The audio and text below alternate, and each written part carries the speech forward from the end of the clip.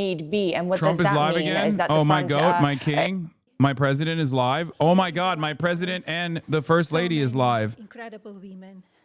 They're doing Women's History Month. The strength of America is closely tied to the role women play in shaping their... Iran is still capitalist. Same with South Africa. It's just the difference is they're anti-imperialist. True, exactly. But it's like Hamas. It's like saying Hamas is not a fucking, communist formation. It doesn't fucking matter.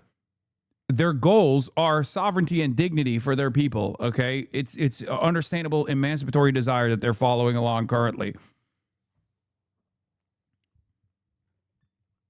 Yes, that's how she sounds. You guys didn't watch the Melania documentary? To balance career ambition and family.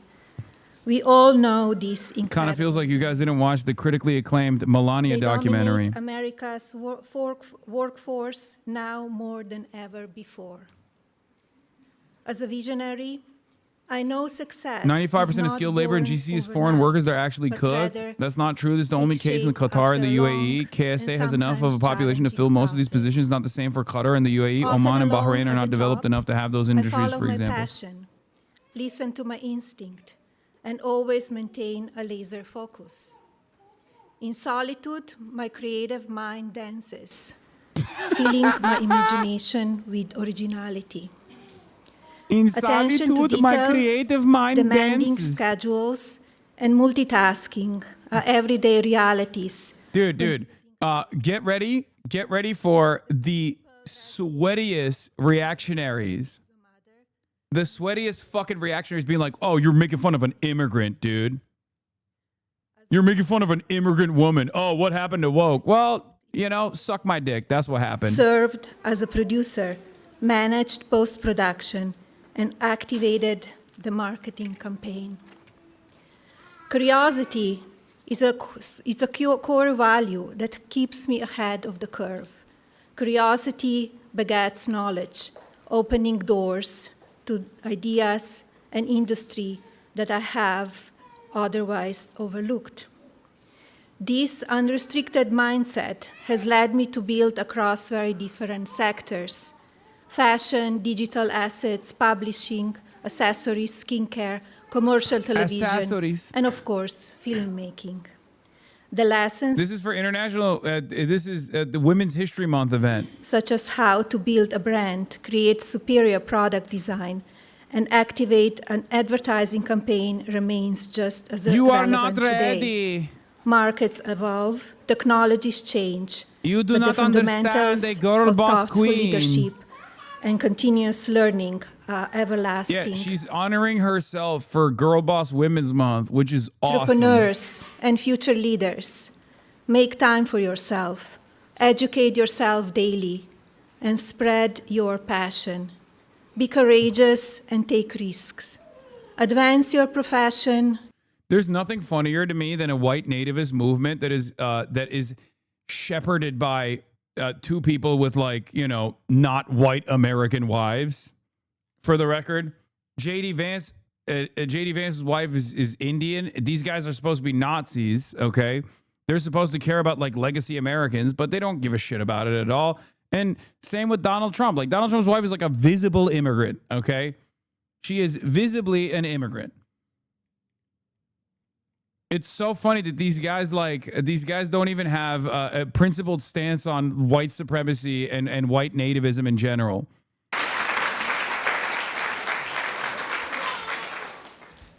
Well, thank you very much. Movie star, can you believe this? Can you believe it? Can you believe it? That wasn't supposed to happen. We were supposed to have a nice, normal life. But she's terrific and big success. And I think it was #1 last night streaming. It went on streaming last night. It was #1. So I don't know. Maybe she's getting a little too big for the White House. We'll have to think about it. Anyway, thank you. Oh, my God. Really something. This is fucking awesome. Really congratulate you. Okay, look, I will say also, this is very third world. Okay? This right here is aesthetically very third world. To have to set up all of these transparently corrupt schemes to give side deals for your immediate friends and family and to just be like, my wife, she's a movie star. This is the full Turkification of America. Straight up, Turkey was the method, okay? I never thought I would see the fucking day where not the first country that I've, lived in and existed, but now the second country that I've lived in and existed in for almost half my fucking life has basically turned into Turkey. It's incredible, okay? The situation with Iran is moving along very rapidly. It's doing very well. Our military is unsurpassed. There's never been anything like it. Nobody's ever seen anything like it. And we're doing what has to be done. Should have been done during a 47-year period. Could have been done by a lot of different people. They chose not to do it. But they really are a nation of terror and hate. And they're paying a big price right now. Masa biziz. Amerika'da We're masa honored oldu. to be joined by many extraordinary ladies, working moms, and amazing women who are. Bekle, Amerika'da ekmek 500 lira olacak amına koyayım. I want to thank Second Lady Usha Vance, who's a fantastic person. Where is Usha? Usha? Amerikalılar pilav üstü döner 500 lira olduğu zaman anlayacaklar Türkiye'nin yaşadığı realiteleri. And really, you have been such an inspiration to a lot of women. Usha, thank you very much. Appreciate it. And your husband's doing a good job. Uşar. The youngest and perhaps the best White House press secretary in history. Caroline, where's Caroline? Doing a fantastic job, Caroline. She keeps me straight. She keeps you, no, sir, you can't do that. I want to thank Jeffrey Epstein. R.I.P. Rest in peace to Jeffrey. He introduced me to my beautiful wife, Melania. R.I.P. to Jeffrey Epstein. He was a good guy. Misunderstood by many. Got some big things in store. She's doing a great job. Thank you, Pam. Labor Secretary Lori Chavez DeRemer. Thank you, Lori. Thank you very much. Senator Cindy Hyde-Smith, who just... This, by the way, also showcases the hollow, the hollowed out, very shallow nature of aesthetics-focused identity politics, right? Because Donald Trump does have a lot of high-powered women in his cabinet, okay? So this, once again, proves white feminism can be used as a reactionary ideology, and oftentimes is a reactionary ideology. This shows, once again, that fascists can always utilize the same standpoint epistemology to get their goals across, that reactionaries can always utilize the exact same identity markers time and time again. You have to be more fucking woke than this, okay? That's it. This right here is a perfect indication of pinkwashing and a totally shallow understanding of what identity politics is supposed to suggest. It's also one that, let's be real, centrist liberals have deployed against their left flank over and over again. And the same goes for now Republicans doing this against the rest of the country. Okay? Thank you. A friend of mine, a very talented person too, very smart, Victoria Sparks. We argue, but we always come to the same place. Doing a good job. And of course, Kellyanne Conway. Has anyone ever heard of her? She's fantastic. She's in there fighting. Look at all the women. Look at all the women in positions of power doing the bidding of the patriarchy, doing the bidding of fascism, doing the bidding of like some of the most reactionary movements out there. Oh, with the media, it's one of those things. But thank you, Kellyanne. And also, I want to thank the New York Stock Exchange and the person who is so instrumental in its great success, Lynn Martin. Yeah, thank one you of the very most much, Lynn. exaggerated versions of this, of course, is, and this is a correct assessment here, I genuinely think part of the reason dark woke is thriving is because Israel commits genocides and kills children without second thought while simultaneously doing this corporate feminism nonsense. As a woman, صوتكن قوة وصمودكن رسالة وأملكن نحو غد أفضل. روز جهانی زن را به خواهران شجاع در اسرائیل و ایران تقدیم می‌کنم که با قدرت در خط اول دفاع برای کشورشان ایستاده‌اند. I'm not here to watch history from the side. I'm here to build it. يوم المرأة سعيد. روز جهانی زن فرخنده باد. Happy Women's Day. There you go. That's it. When contradictions worsen to this degree, even people who are like well-intentioned liberals who have thought that the only way to demonstrate their good politics and their morality is through shallow identity realize that there is a major problem there, that some of these people that are committing these atrocities can also adorn themselves with this like totally ridiculous progressive veneer. Okay? It's just aesthetics at that point. You have to look at form and you have to look at function. But many liberals, unfortunately, only look at form and never look at function. And if that's what you do, if that's your analysis as well, this is unfortunately it's a massive blind spot of liberalism. You know, feminism as a tool of propaganda without intersectionality, right? Feminism is a tool for reactionary opinions like this, a marketing tool for those who are committing heinous crimes, right? Margaret Thatcher being the girl boss spokesperson of white feminism, for example. Like when you lean into that, you can get duped easily. But because those people, those very same people that are committing these heinous atrocities are the ones who are also trying to market themselves as like beacons of feminism, all of a sudden people go, wait a minute, what the fuck? What do you mean girl boss female pilot? Like the girl boss female pilot is killing women on the ground with their bombs. Why the fuck should I actually care about the female representation in this circumstance? Who gives a fuck? Right? And yes, that is part of the reason why I think woke 2.0, although we joke about it, doesn't lean into the same like aesthetic emphasis as woke 1.0 certainly did. It was the bread and butter of woke 1.0. Resistance liberalism really leaned heavily into these aesthetic markers, like, oh, you're coming after a woman. This predisposition that we have towards standpoint epistemology, constantly leaning into diaspora populations that might have incredibly reactionary perspectives, people that are justifying imperialism, people that are justifying endless bloodshed. Waitress in Hendersonville, North Carolina, great place. And thanks to the one big, beautiful bill, she got a big, beautiful tax refund of $4,000 this year, which she didn't expect. And Heather, please come up and tell us how excited you are to receive that. Come on up, Heather. Thank you.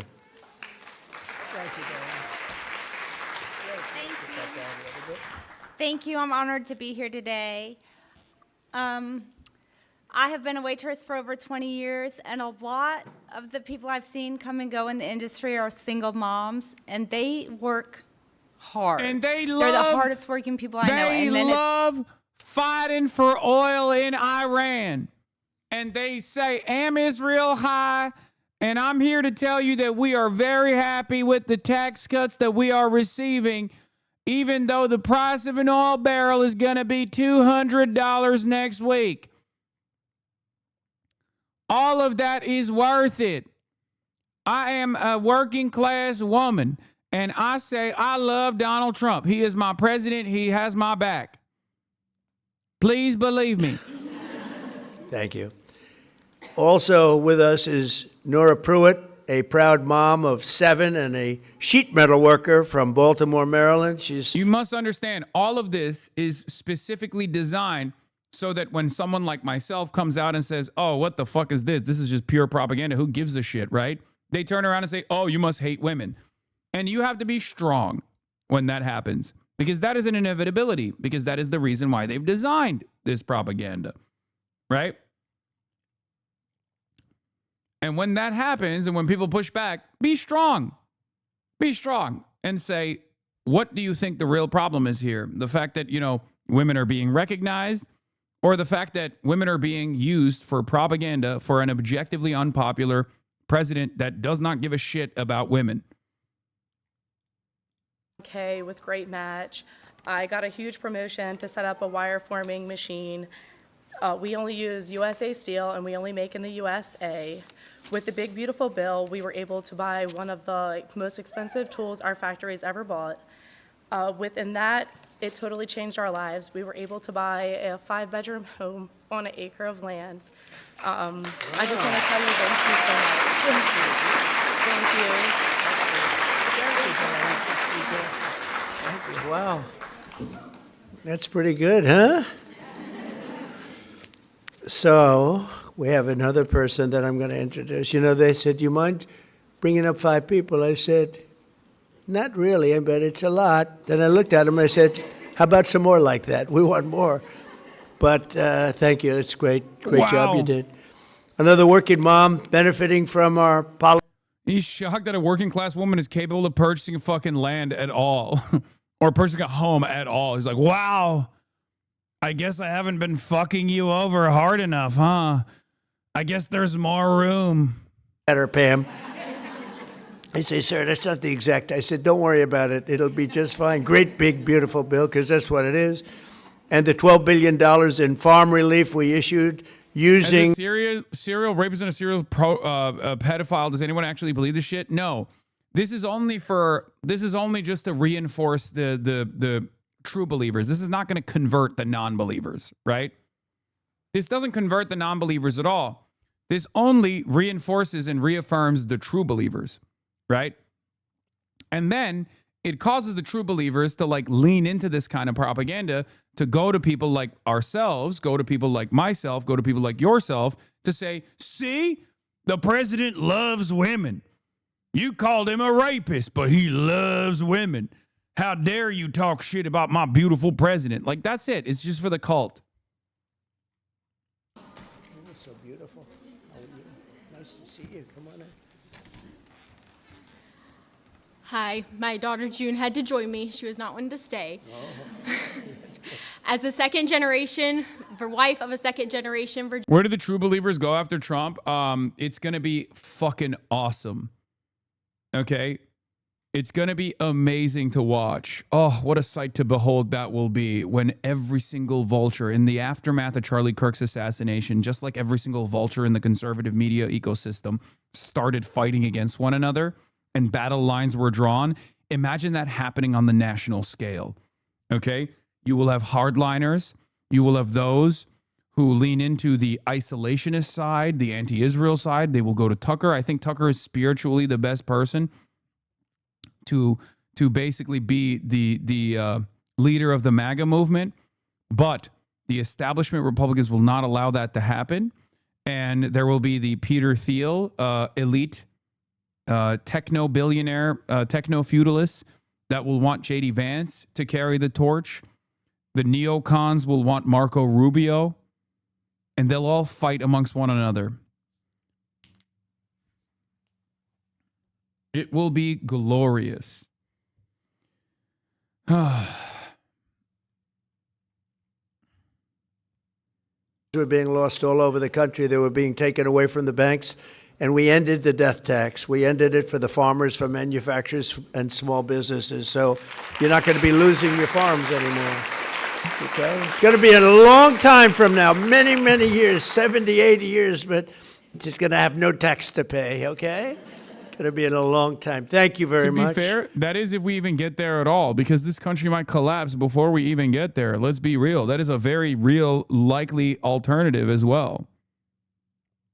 10 months in a row, think of that, 10 months in a row, 0 illegal aliens have been admitted to the United States, which is an amazing number.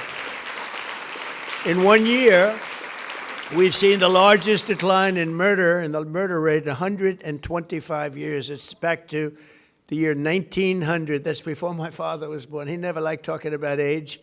He probably would hate me saying that, but it was before, way before my father was born. And 125 years, the lowest number of murders. And part of that is what we've done with your department, Pam, and what we've done with some other departments. And Homeland has been amazing. So many people have worked so hard. You know, Washington, D.C. did not have a great reputation for security and safety. And now, as you know, it's the single, well, let's just say it's real safe.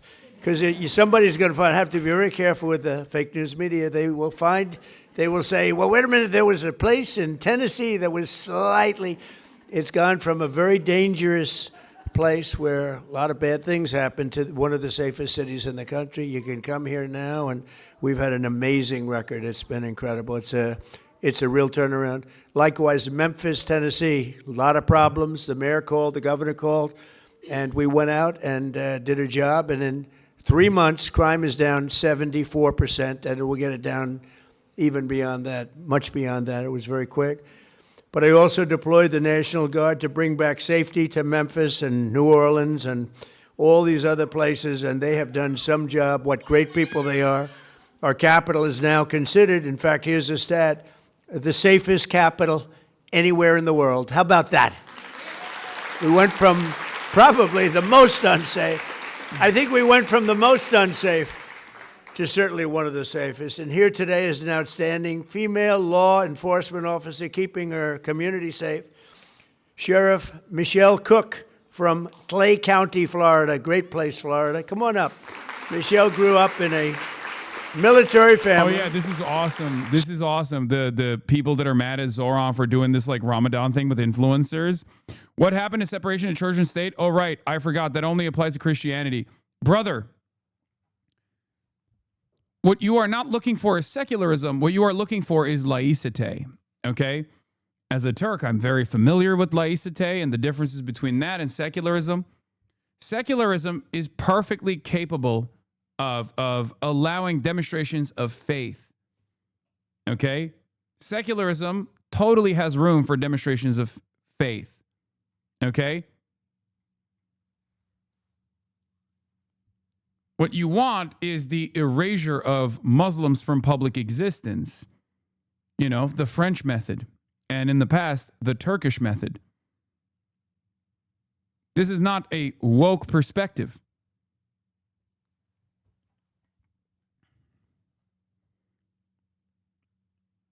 My cousin lives in Memphis. She said the troops do nothing but stand outside state buildings.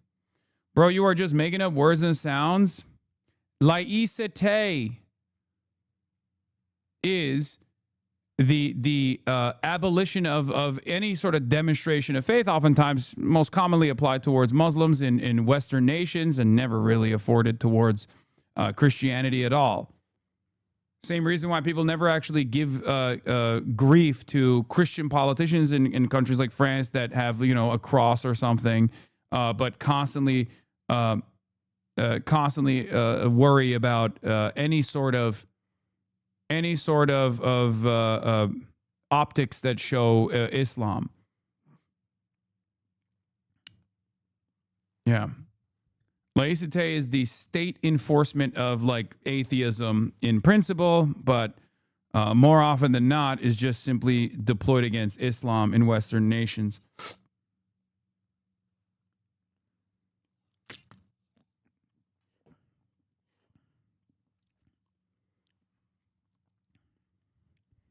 A hijab ban, but with an exemption for the cross.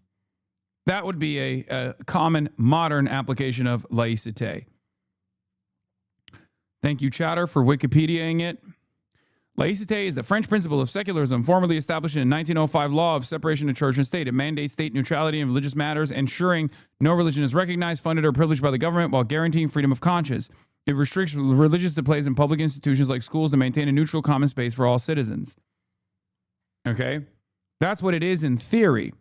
Except laicite in action is a burqa ban or a hijab ban, but no such bans that exist for crosses and whatnot. Okay?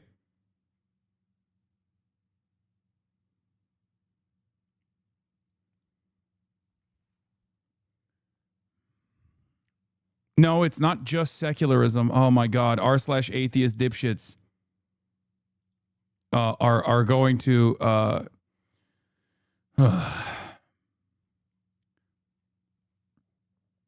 Laicite was also the foundational principles of the Republic of Turkey, okay? The Turkish Republic.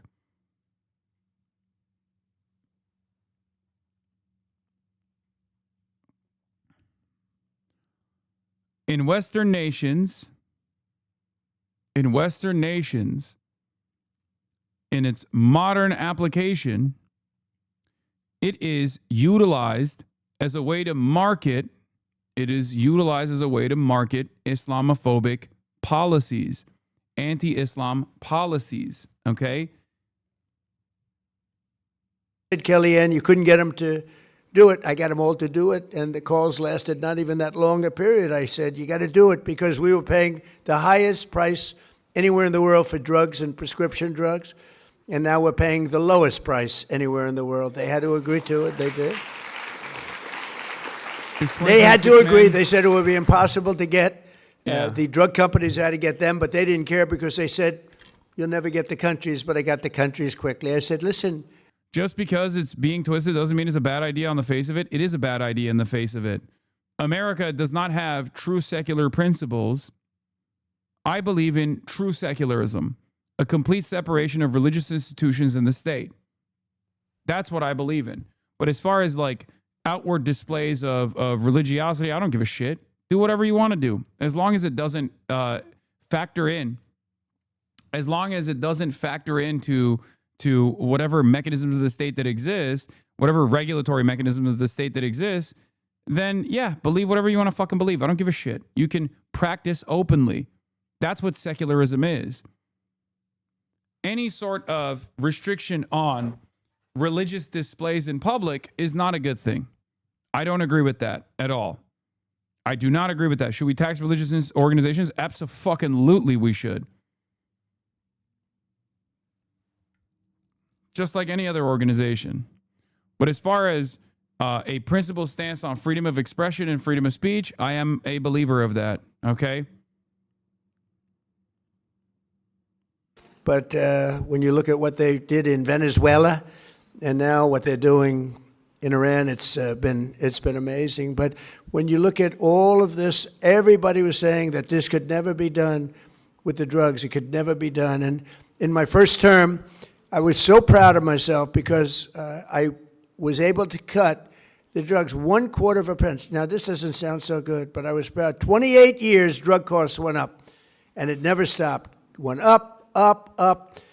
And I had, in my third year, I cut drugs by 1/4 of 1%. And it was like a big deal, because that never happened before. And I had a news conference. I announced that I cut drugs 1/4. It's the first time in 28 years. But now I cut drug prices by 80%, 75%. A low one, a bad one, would be 50%. Think of it, 1/4 of a percent, I was happy. But, you know, with experience, you learn. And these are the biggest drug price cuts this country's ever had by 25 times. And I think it's going to make a very big difference. All you great Congress people back there that helped me. It's going to make a great difference. There's never been anything like it. It's called Most Favored Nation agreements. I got them with all the countries. And so now, instead of paying the highest price in the whole world, we're paying the lowest price in the whole world. Oh, it's pretty good. And I'm very, very happy, very proud of that, actually. It should be the biggest story. I don't get any, nobody wants to write about it. That's why I talk about it. They don't want to write about it. There was a little story like this in the New York Times. Should have been headlines. I picked up the New York Times. I said to my wife, oh, this is a big one. This is going to be front pages. I couldn't find a story. I said, oh. All right, boring. I'm done with this. Let's get back to monitoring the situation. In Iraq, the Kataib Hezbollah, as we know, they have militias in Iraq, Hezbollah in Lebanon, as it's continuing its attack on Israel, and also the Houthis in Yemen. So he mentioned that, and I think that's an important message there. Again, tone and narrative tells us a lot. And having covered, Iran for some time, I can tell you that what we saw had no undertone of peace negotiation, but rather we're going in full force. And in some ways, Jane, we can assume that they're not going to back down. I can tell you again from the readout and the message that this is the IRGC and the Sepah of Iran speaking. There's no sense of any pragmatic narrative in what we read and heard, and that the idea that folks like the National Security Council head Larijani or or the Speaker of the Parliament, Ghalibaf, might be behind this is at this moment a bit slim. Rather, we are hearing the most hardline factions of the IRGC speak. And like we saw, in my opinion, from the Iran-Iraq war that took 8 years. I just don't understand. Iran does not comprehend something fundamentally true here, which is, one, you are not supposed to strike back at America or Israel. And two, the war is over. America and Israel won. What do you mean? It doesn't make any sense to me. This is not how things are supposed to go. Okay? This is not how things are supposed to go. You're not supposed to hit back against American assets. You're not supposed to demand that they withdraw their troops from the region. Do you not know that? It's very strange. It's very strange that they keep striking back, which is, again, illegal. According to the United Nations General Assembly, it's literally illegal. Okay? It's illegal. We are condemning it. Everyone must condemn it, including the major partners of Iran, the great powers that are supposed to be aligned with Iran here, that abstained from voting at the UN General Assembly. I'm, of course, referencing China and Russia. This self-defense is illegal against the American state. You need to stop resisting. It's very strange. Very strange. They must be tankies. They must be cheating. Conflict into a war of attrition. And my sense is that is the IRGC and the regime's strategy. We're going to continue with this conflict and have time tell who would be the winner. So a message of defiance and a message also to show their strength, to show how strong they remain despite what has happened over the last 11 days or so. Absolutely. It'll be fascinating, won't it, to see American reaction to this. President Trump will not like it. He will not like the fact that they are clearly not backing down. They're clearly not doing what he thinks they're doing. And also the fact that they are saying that they will target financial centres as well as military ones. Indeed, indeed. And mind you, Jane, another thing that stands out, we haven't seen Mujtaba Khamenei, we haven't even heard from him. And that begs the question of what's happening behind the scene, who's in charge. We have to be watching for one person, and I think we're going to hear his name, and that is Hussein Taeb. He was the head of IRGC intelligence. He is extremely close to Mujtaba Khamenei, and from what I'm hearing and reading, I can sense a lot of this high security intelligence rhetorics that very much are aligned again with the hardline factions. Last night, Jane, by the way, President Trump, in one of the stakeouts that we've seen from the president just in the past 24 hours, he said something interesting. He said, we have taken out Iran's leader twice. And again, I don't know if that is something that he perhaps misspoke. Was he referring to Qasem Soleimani, the IRGC head? But the idea that, again, we are not hearing a clear sense of the mission and objective and what was achieved, I think is something to look for when we potentially hear from the president.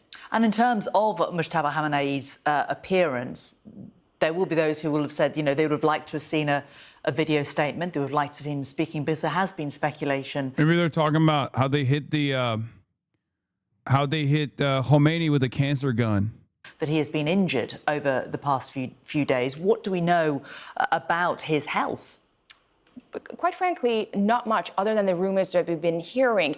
Some have said that he might be in a coma. Some say, no, he's alive, but out of security concerns, he's in hiding. But, Jane, a nuance here is that the IRGC and the supporters of the Iranian regime are quite staunch, and in some ways, more than one have been emboldened. So for them, it doesn't even matter whether or not they see Mujtaba, whether or not he's alive. They are in this fight until the end. But then again, the rest of the people, a population that for the longest time wanted to move beyond this regime and quite frankly don't see the system no longer as a legitimized government, I think they are quite lost as to what the future holds. And I think with the more combative, aggressive rhetoric that we heard, that is in some ways more clear that this war is not going to end in the favor of the people of Iran who are, in more ways than one caught in the middle.